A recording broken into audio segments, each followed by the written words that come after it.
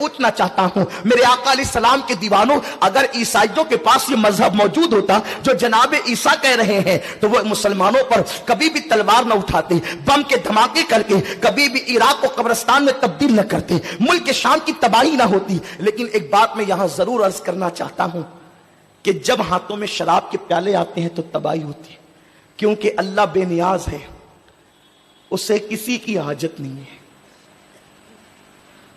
اس کی شان بے نیازی سے پناہ مانگو۔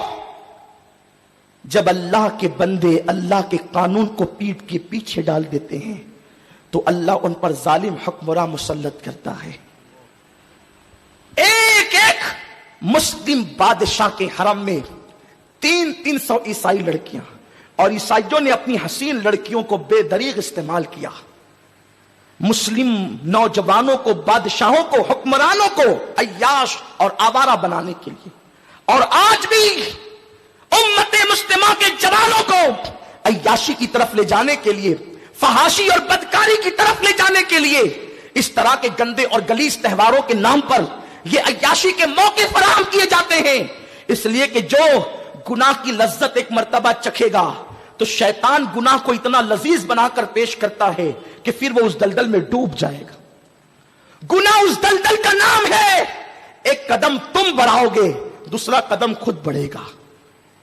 تو لوگ اچھی طرح جانتے ہیں کہ ایک مرتبہ شراب پلائیں گے سال کی پہلی شب میں، پھر زندگی بھر پلانے کی ضرورت نہیں پڑے گی۔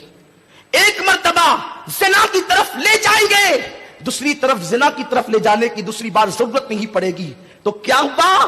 جب ایک ایک مسلم حکمرانوں کے حرم میں، حکمراں کے حرم میں 300 عیسائی لڑکیاں بسنے لگی تو پھر اللہ تبارک و تعالیٰ نے اس قوم پر ہلاکو خان کو مسلط کیا۔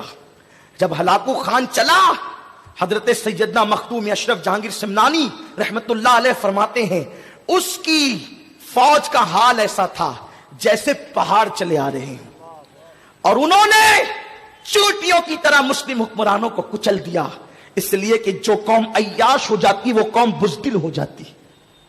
جن کو بال سنوارنے سے فرصت نہیں ہو، جن کو میک اپ کرنے سے فرصت نہیں ہو، وہ امت کی بکھری ہوئی زلفوں کو ناخن تدبیر سے کیسے سنواریں گے؟ جن کو خود اپنی فکر اور کسی کی فکر نہ ہو۔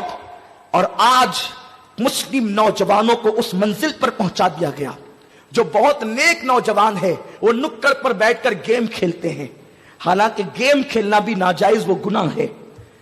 گیم میں تو کوئی تصویر نہیں ہوتی، گیم میں تو کوئی فحاشی اور بدکاری نہیں ہوتی، لیکن گیم کھیلنے سے وقت ضائع ہوتا ہے، اور جو قوم وقت ضائع کرتی ہے وہ قوم کبھی ترقی نہیں کر سکتی۔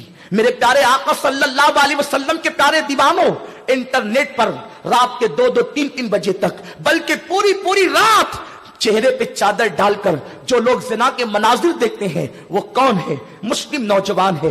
4-6 لڑکے مل کر ایک جگہ پر وائی فائی لگا لیتے ہیں اور رات بھر بیٹھ کر یا نصف شب تک کے گناہوں کے اندر ڈوبے رہتے ہیں۔ مسلم جوان وہ نہیں جو گناہوں کے اندر راتوں کو گزار دے۔ آؤ مسلم جوانوں کی جوانی کیا تھی، اللہ اکبر۔ خالد ابن ولید کی جوانی دیکھو، طارق بن زیاد کی جوانی دیکھو، محمد بن قاسم کی جوانی دیکھو۔ آپ کو پتا ہے کیسے وہ جوان تھے جن کی راتیں مسلح پر گزرتی آنسو بہاتے ہوئے اور دن امت کی رہنمائی میں گزرتا۔ لیکن یہاں تو شراب و شباب کے سوا کوئی بات ہی نہیں، لطیفے کے سوا کوئی بات ہی نہیں، شاعری کے سوا، غزل کے سوا کوئی بات ہی نہیں۔ یہ بھیونڈی ہے، مالیگاؤں کی تہذیب یہاں سے ملتی جلتی ہے۔ یہاں کے لوگ مشاعرے کرتے ہیں، مالیگاؤں میں بھی کچھ سرفرے لوگ ہیں جو مشاعرے کرتے ہیں۔